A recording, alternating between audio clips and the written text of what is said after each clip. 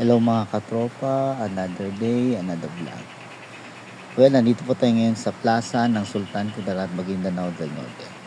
Correction lang po, Maguindanao del Norte po ito. Hindi po yung Sultan Kudarat na tinatawag nila na Isulan, somewhere dyan sa Isulan. Yung province of, ano ba yun?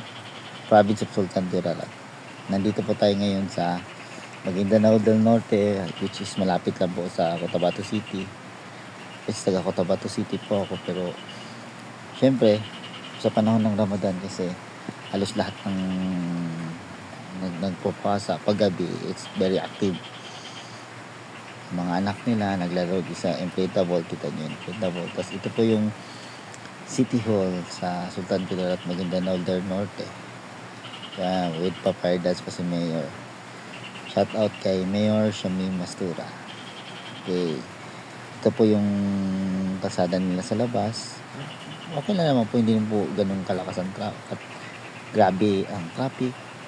Maganda naman ang daloy ng traffic dyan. Kaya kung gusto niyo pumunta, welcome na welcome. Wala naman po yung sinasabi nila na disgrasya, may barilan. Hindi naman po. Wala kang kasalanan, wala rin magbabaril sa iyo.